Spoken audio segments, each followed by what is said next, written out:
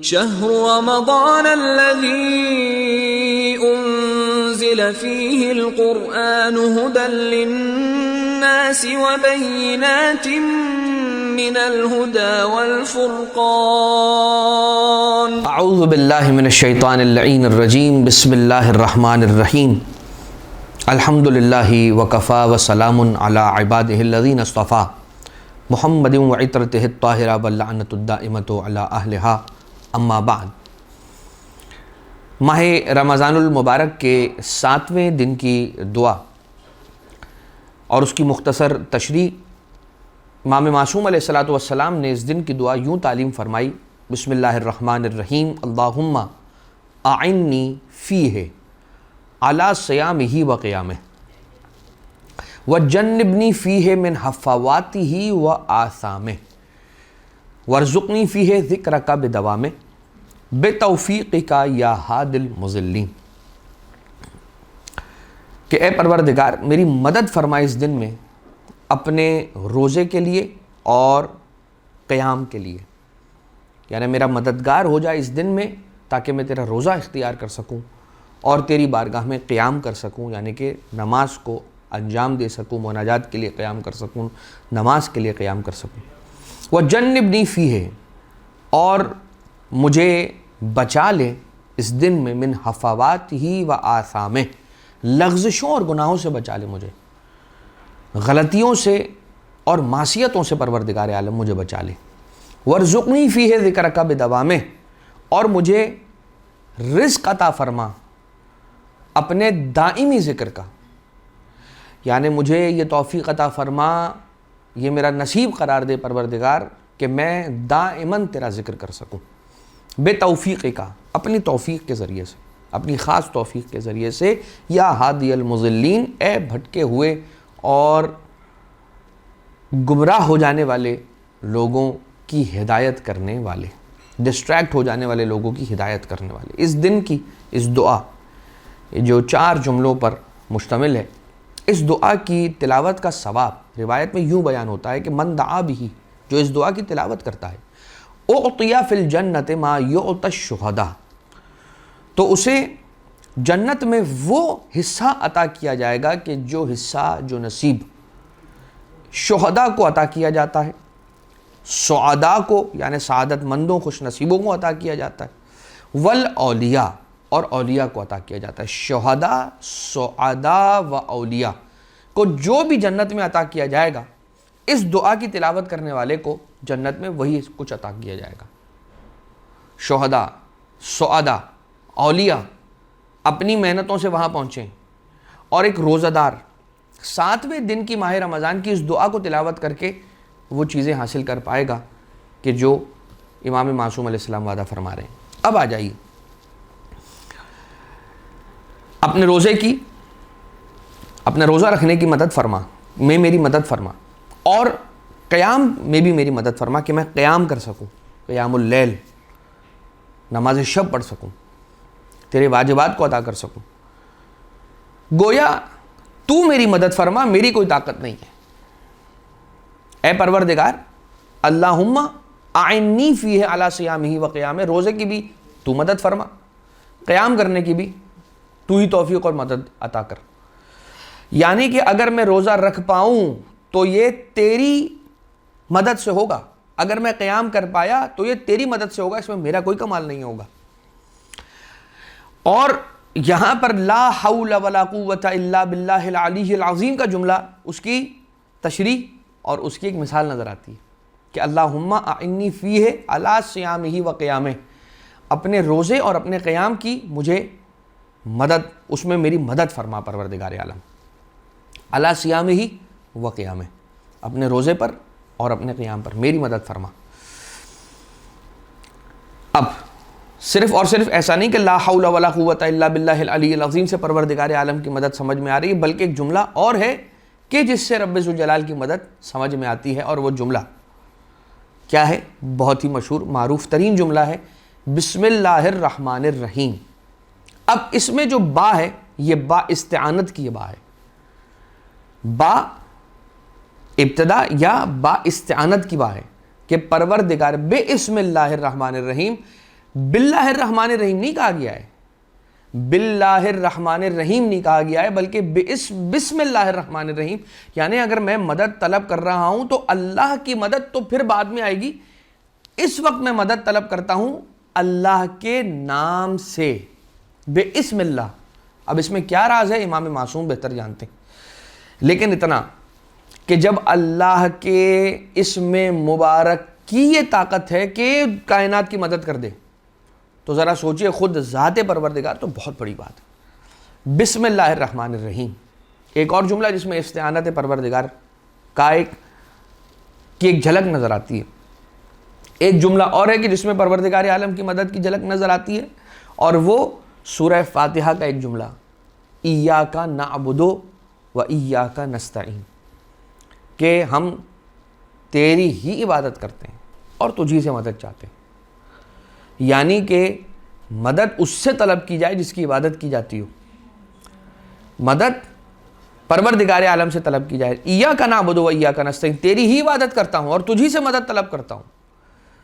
اور پھر پروردگار عالم سے جب ہم مدد طلب کرتے ہیں تو مدد آتی کس دروازے سے؟ ہم مدد طلب کرتے ہیں پروردگار عالم سے، اور مدد آتی کس دروازے سے؟ دروازہ محمد و آل محمد علیہ السلام سے. انسان کسی علم کی مشکل کے اندر گرفتار ہوا، علمی مسئلے کے اندر اسے پریشانی لاحق ہوئی، وہ آیا اور اس نے اس مشکل کے حل کو دریافت کیا پروردگار عالم سے، بارے الہ مجھے یہ قرآن کریم کی آیت سمجھ نہیں آ رہی ہے، تو میری مدد فرما. اور یہ کہہ کر اس نے تفسیروں کو کھولا تو اسے امام معصوم علیہ السلام کی وہ روایت نظر آ گئی جس سے اسے قرآن کریم کی وہ آیت جو سمجھ نہیں آ رہی تھی سمجھ آ گئی. لہٰذا کہ جو پروردگار عالم کی مدد جس دروازے سے انسان تک پہنچتی ہے اور اس کا رخ کرتی ہے، وہ دروازہ محمد و آل محمد علیہ السلام کا دروازہ ہے. اب آ جائیے، انسان کیا کہہ رہا ہے؟ پروردگار مجھے اپنے روزے کی طاقت دے، اپنے روزے میں میری مدد فرما، اپنے قیام میں میری مدد فرما. وَجَنِّبْنِي فِيهِ مِنْ حَفَوَاتِهِ وَآثَامِهِ، اور اس دن میں مجھے لغزشوں سے اور برائیوں سے بچا لے. یعنی یہ کہ اچھا روزہ وہ ہے کہ جس روزے کے ساتھ انسان اپنے آپ کو حفوات سے اور آثام سے بچا لے، اسم سے، اللہ کی معصیت سے، پروردگار عالم کی مخالفت سے اور گناہوں سے اپنے آپ کو جس روزے میں بچا لے، وہ روزہ اس کی معراج والا روزہ ہے. کیا کہا جا رہا ہے؟ وَجَنِّبْنِي فِيهِ مِنْ حَفَوَاتِهِ. ایک طرف یہ کہا جا رہا ہے أَعِنِّي فِيهِ عَلَى صِيَامِهِ وَقِيَامِهِ، اور دوسرے ہی جملے میں کہا جا رہا ہے وَجَنِّبْنِي فِيهِ مِنْ حَفَوَاتِهِ وَآثَامِهِ، میری مدد فرما اپنے روزے کے لیے اور اپنے قیام کے لیے، اور اپنی مدد کے ساتھ ساتھ مجھے بچا لے حفوات سے اور آثام سے. حفوات یعنی کہ وہ لغزشیں کہ جو غلطی سے ہو جاتی ہیں، وہ آثام وہ کہ جو انسان جان بوجھ کر انجام دیتا ہے. لہٰذا وہ جو غلطی سے انسان سے انجام پاتی ہیں، ان غلطیوں سے بھی انسان کو پروردگار بچائے، اور جو جان بوجھ کر انسان انجام دیتا ہے ان سے بھی پروردگار عالم اسے بچائے. لہٰذا آنکھ کا اپنا روزہ ہے، زبان اس کا بھی ایک روزہ ہے، کان اس کا ایک روزہ ہے، ہاتھوں کا ایک روزہ ہے، قدموں کا، پاؤں کا ایک روزہ ہے، شرمگاہ کا روزہ ہے. لہٰذا انسان کا پورا وجود روزہ دار ہونا چاہیے، صرف اور صرف اس کا پیٹ روزہ دار نہ ہو. جیسے کہ روایتوں کے اندر ملتا ہے، سرکار امام امیر المومنین حضرت علی بن ابی طالب علیہ السلام، اللہم صلی علی محمد و آل محمد، مولا ارشاد فرماتے ہیں کہ کیسے وہ لوگ ہیں کہ جن کا روزہ انہیں سوائے بھوک اور پیاس کے کچھ نہیں دے جاتا، اور وہ روزہ صرف ان کی پیٹ تک رہتا ہے. زبان کا روزہ کہ انسان زبان کے گناہوں سے بچے، آنکھ کا روزہ کہ انسان آنکھوں کے گناہوں سے بچے، کان کا روزہ کہ انسان کانوں کے گناہوں سے بچے، ہاتھوں کا روزہ اور انسان کے پورے وجود کا روزہ. لہٰذا انسان اپنے آپ کو اس دن میں حرام کاموں سے بچا کر رکھے. اب احتیاط کے عجیب و غریب تقاضے ہوتے ہیں، اور جو احتیاط کرنے والے، جو محتاط علماء کرام کے جو واقعات گزرے ہیں اور اللہ کے صالح بندوں کے جو واقعات گزرے ہیں، ان میں ایک عجیب و غریب واقعہ ہمیں ملتا ہے علماء کے واقعات کی کتابوں میں. آیت اللہ بروجردی رحمۃ اللہ تعالیٰ علیہ کا یہ واقعہ ہے کہ انہوں نے ایک نظر کی تھی، ایک منت مانی تھی انہوں نے کہ اور یہ منت تھی معاقبہ. ایک مراقبہ ہوتا ہے, ایک محاسبہ ہوتا ہے, ایک معاقبہ ہوتا ہے, ایک مواظبہ ہوتا ہے. یہ مرحلے ہیں انسان کی اپنے محاسبے کے اعتبار سے. تو ایک معاقبے کے عنوان سے آیت اللہ سید بروجردی رحمۃ اللہ تعالیٰ علیہ نے یہ ایک نظر مانی تھی کہ اگر وہ کبھی کسی بھی اپنے طالب علم پر غضبناک ہوئے اس کے سوال پوچھنے پر, یا کسی بھی بندہ خدا پہ وہ غضبناک اگر ہوئے, تو وہ 1 سال تک روزہ اختیار کریں گے. اگر کسی سے انہوں نے آواز بلند آواز سے بات کی تو انہوں نے نظر کی تھی کہ میں 1 سال تک روزہ اختیار کروں گا اس معاقبت میں کہ میں نے یہ کام کیوں کیا. اپنے آپ کو بچا کے رکھنے کے لیے انہوں نے یہ نظر کر رکھی تھی. ایک دن ان کے لیکچر میں, ان کے درس کے اندر ایک طالب علم نے اتنا مناقشہ کیا, اتنا سوال کیا اور اتنے اعتراض کیے ان کے درس پر کہ بالآخر سید بروجردی تھوڑی سی آواز ان کی بلند ہوئی, ذرا سی ان کی آواز بلند ہوئی ان کا جواب, اس طالب علم کا جواب دیتے ہوئے, اور پھر انہوں نے اپنے اس نظر کو پورا کیا. ایک پورے سال کے اندر جو واجب 30 روزے ہیں وہ تو رکھنے ہی ہیں, اس کے علاوہ جو حرام روزے ہیں جو کہ آیات کے عید کے دن کے روزے وہ ہٹا کر سارا سال انہوں نے روزے اختیار کیا. آیت اللہ سید بروجردی احتیاط کا یہ عالم ہے کہ یہ نیت کی تھی اور منت کی تھی اور نظر کی تھی کہ اگر میری آواز بلند ہو گئی تو اپنی تعدیب کے لیے کروں گا کہ 1 سال روزہ رکھوں گا, اور انہوں نے روزہ رکھا. ایک طرف تو یہ ہمیں احتیاط نظر آتی ہے, دوسری طرف ہمارے معاشرے میں ہم کیا دیکھتے ہیں کہ بندہ خدا, بندہ مومن سے تو درکنار والدین کے سامنے آواز ہماری اتنی بلند ہو جاتی ہے کہ نہیں معلوم پروردگار عالم کتنا غضبناک ہوتا ہے. جو پروردگار عالم کا غضب نازل ہونے کے اسباب ہیں, اللہ کے غضب اور اس کی سخط کے جو اسباب ہیں, ان میں سے ایک سبب یہ ہے, بلکہ سب سے پہلا یہ کہ والدین کو اذیت دینا, اذیت پہنچانا. تو یہ اذیت جسمانی بھی ہو سکتی ہے اور یہ اذیت ذہنی بھی ہو سکتی ہے. لہٰذا اس بات کا بہت زیادہ خیال رکھا جائے, اور خاص طور سے ماہ رمضان المبارک. اب آ جائیے اس کے اندر ایک دعا آج کے دن کے اندر یہ بھی طلب کی گئی ہے, ورزقنی فیہ ذکرک بدوام, اور مجھے اپنے ذکر کا رزق عطا فرما. مطلب رزق صرف مال تو نہیں ہوتا, رزق صرف اولاد تو نہیں ہے, رزق بلکہ نیک توفیق بھی رزق ہے. زیارت امام حسین علیہ السلام بھی ایک رزق ہے, معرفت معصومین علیہ السلام بھی ایک رزق ہے, علم بھی ایک رزق ہے, عافیت ایک رزق ہے, فہم و فراست ایک رزق ہے, اچھا دوست ایک رزق ہے. اسی طرح سے ذکر الہی یہ بھی ایک رزق ہے. اور طلب کیا کیا گیا اس دعا کے اندر, آج کے دن کی دعا کے اندر صرف ذکر کو طلب نہیں کیا گیا ہے, بلکہ ذکر دوامی کو طلب کیا گیا, ذکر دائمی کو طلب کیا گیا. اگر کوئی انسان ہر وقت اپنے زبان کو ذکر الہی کے اندر لبریز رکھتا ہے تو اس کا اثر کیا مرتب ہوتا ہے؟ اس کا اثر یہ مرتب ہوتا ہے کہ وہ کبھی غافل نہیں ہوگا. غافل ہونے کا مطلب کیا ہے؟ غافل ہونے کا مطلب یہ ہے کہ اگر وہ کوئی غلطی کے قریب جا رہا ہوگا, غلطی کرنے والا ہوگا, تو پروردگار عالم اسے کھینچ لے گا اور اسے بچا لے گا. ذکر دوام, ذکر دائمی کی مثال اس ایک رسی کی مثال ہے کہ جو ایک طرف سے میرے گردن میں ہے اور دوسرے طرف سے وہ بارگاہ الہی سے بندھی ہوئی ہے. جہاں میں نے غلطی کرنا شروع کی, پروردگار عالم اس رسی کو کھینچ کے مجھے اپنی بارگاہ سے قریب کر لے گا. جہاں میں اس کی بارگاہ سے, اس کی دربار سے دور ہونا شروع ہوں گا, ایک لمٹ کے بعد پروردگار اس رسی کو کھینچے گا اور مجھے خود سے قریب کر لے گا. یہ ہے مثال ذکر دائمی کی.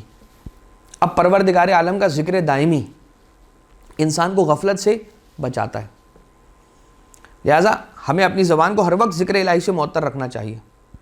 اللہم انی اتقرب الیک بذکرک واستشفع بک الی نفسک, دعائے کمیل کے جملے. واجعل لسانی بذکرک لہیجا, دعائے کمیل کے جملے. لہذا یہ پروردگار عالم کا ایک کرم ہے کہ وہ اپنے بندے کو توفیق اس بات کی بھی دے کہ ہر وقت اس کی زبان ذکر الہی کے اندر مشغول رہے. ذکر الہی کے لیے کیا انجام دیا جائے, کیا پڑھا جائے؟ تسبیحات اربع کیا ہی ذکر ہے, کیا ہی تسبیح ہے حضرت فاطمہ زہرا سلام اللہ علیہا کہ جسے ذکر کثیر کہا ہے امام معصوم علیہ الصلوۃ والسلام نے جب قرآن کریم کی آیت وَاذْكُرُوا اللَّهَ ذِكْرًا كَثِيرًا کو لے کر ایک صحابی امام معصوم علیہ السلام کے پاس آیا، اور آنے کے بعد اس نے سوال کیا کہ یبن رسول اللہ، ذکر کثیر قرآن کریم کی جو اس آیت کے اندر آیا ہے اس کی تعبیر کیا ہے، اس کا مصداق کیا ہے؟ تو امام علیہ السلام نے فرمایا کہ ہماری جدہ، ہماری دادی حضرت فاطمہ زہرا سلام اللہ علیہا کی تسبیح ہے، یہ ذکر کثیر ہے۔ کچھ نہ کر سکیں تو تسبیح حضرت فاطمہ زہرا سلام اللہ علیہا پڑھتے رہیے، اور یہ نہیں کہا جا رہا کہ ایک تسبیح ختم ہو اس کے پیچھے دوسری تسبیح، اور یوں نہیں، انسان اپنی زندگی کے امور کو بھی انجام دے، انسان ایک سوشل زندگی گزارتا ہے، گھر والوں کے ساتھ رہتا ہے، ہر چیز انجام دینی ہے، تو جہاں پر وقت فارغ وقت آ جائے، اس میں زبان کا کوئی کام نہیں ہے، زبان فارغ ہے، آئیڈل ہے، تو کیا کرے؟ ذکر الہی سے اسے معطر کر دے، لبریز کر دے، اس میں ڈبو لے، تو کیا ہوگا؟ پروردگار عالم اسے غافل ہونے سے بچائے گا۔ حضرت زہرا سلام اللہ علیہا کی ذات والا صفات کی ایک کرامت ہماری زندگی کے اندر یہ بھی شامل ہو جائے گی۔ یہ تو ہے ذکر الہی کہ جس کے اندر ہر وقت انسان کو اپنے آپ کو لبریز رکھنا چاہیے، مگر ایک ذکر ایسا بھی ہے کہ جس ذکر کو رسول اللہ نے عبادت پروردگار عالم کا درجہ عطا کیا ہے، اور وہ ذکر کس ہستی کا ذکر ہے؟ ذکر سرکار حضرت امیر کائنات حلال مشکلات حضرت علی ابن ابی طالب علیہ الصلوۃ والسلام کہ رسول فرماتے ہیں ذکر و علی عبادہ، کہ علی ابن ابی طالب علیہ السلام کا ذکر کرنا عبادت ہے۔ لہٰذا انسان اس عنوان سے سرکار امیر المومنین علیہ السلام کی حیات طیبہ کو اور سیرت طیبہ کا مطالعہ کرے اور اس کو ذکر کرے، اس کو پڑھے، تو یہ خود بھی عبادت الہی کا ثواب رکھتی ہے، اور انسان کے لیے جو دوسرے دنیاوی اور اخروی فائدے ہیں وہ اس کے اندر ہمیشہ پوشیدہ ہیں۔ لہٰذا تسبیح حضرت زہرا سلام اللہ علیہا اور سیرت امیر المومنین علیہ الصلوۃ والسلام کو زیادہ سے زیادہ انسان مطالعہ کرے، اور تسبیح حضرت زہرا سلام اللہ علیہا کی زیادہ سے زیادہ تلاوت کی عبادت کو انجام دیتا رہے۔ بتوفیقک یا ہادی المضلین، اے گمراہ والے لوگوں کی ہدایت کرنے والے، تو اپنی توفیق سے مجھے اپنے ذکر میں دائمی ذکر کے اندر ہمیشہ لبریز رکھ، ہفوات اور آثام سے بچا، اور میری مدد فرما اپنے روزے اور اپنی قیام کے لیے۔ پروردگار نماز شب کی ہم سب کو توفیق عنایت فرماتا رہے، اور یہ دائمی ہماری زندگی کا ایک حصہ اور جز بن جائے، اسی دعا کے ساتھ کہ پروردگار ہمارے روزوں کو، ہماری عبادتوں کو، ہماری مناجات کو، ہمارے اذکار کو قبول فرمائے۔ وما علینا الا البلاغ المبین، وصلی اللہ علی محمد وآلہ الطیبین الطاہرین۔